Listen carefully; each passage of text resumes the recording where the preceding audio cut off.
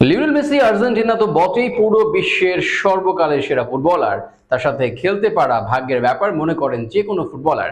Paulo দিবালাও যার ব্যতিক্রম নয়, একসাথে খেলার সুযোগও পেয়েছেন। তবে নিজেদের পজিশন ও খেলার ধরন একই হওয়ায় মেসির জন্য দলে জায়গা হারিয়েছেন। একজন দুর্দান্ত ফুটবলার হওয়া সত্ত্বেও জাতীয় দলে মেসির অবসর নেওয়া এখন সময়ের দাবি। তাই আর্জেন্টিনা দলে মেসির জায়গায় যোগ্য রিপ্লেসমেন্ট হতে পারেন দিবালা। ইতিমধ্যে দলের কাছ থেকে সুখবরও পাওয়া শুরু করেছেন তিনি। দিবালার সুদিন ফেরা নিয়ে বাকি কথা থাকছে প্রতিবেদনে। পাওলো দিবালা তাকে পরিচয় করিয়ে দেওয়ার জন্য কোনো বায়োগ্রাফি পড়ে শোনাতে হবে না। আর্জেন্টিনা দলের পরীক্ষিত একজন ফুটবলার তিনি। লিওনেল মেসিকে সতীর্থ হিসেবে পাওয়ার স্বপ্ন নিয়ে ফুটবল খেলা পাওলো দিবালা সময়ের পরিক্রমায় হয়ে উঠেছেন লিওনেল মেসিরই যোগ্য উত্তরসূরি। সতীর্থ হিসেবে একসাথে আর্জেন্টিনা দলে খেলেছেনও বটে, তবে সেটা হাতে গোনা। দুজনের প্লেইং স্টাইল একই রকম হওয়ায় সবশেষ কোপা আমেরিকার দলেও জায়গা হয়নি রোমায় খেলা আর্জেন্টাইন হ্যান্ডসাম বয়ের।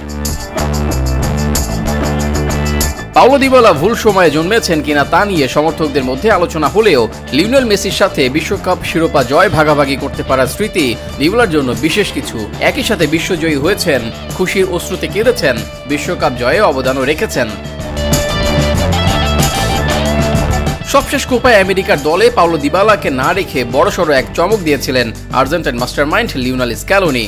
মেসির ইনজুরিতে তার যোগ্য বিকল্প হিসেবে দিবালাকে অনেকেই মিস করেছেন, তবে এবার সেই দিবালাকে নিয়ে সমর্থকদের বড় এক সুখবর দিয়েছেন mastermind coach Lionel Scaloni.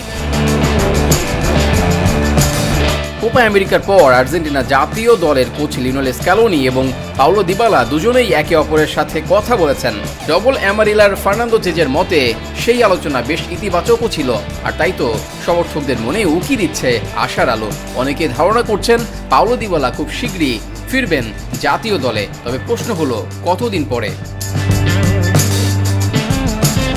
Copa আমেরিকার ফাইনাল ম্যাচে প্রতিপক্ষের ট্যাকেলে গুরুতর ইনজুরিতে পড়েন লিওনেল মেসি। কবে ফিরবেন মাঠে তার সঠিক উত্তর এখনো অজানা। তবে এরই মাঝে আগামী সেপ্টেম্বর মাসে বিশ্বকাপ বাছাই পর্বের ম্যাচে কলম্বিয়া আর চিলির মুখোমুখি হবে স্ক্যালোনির আর্জেন্টিনা। ধারণা করা হচ্ছে সেই দুই ম্যাচের জন্য আবারও ডাক পড়তে পারে পাওলো দিবালার।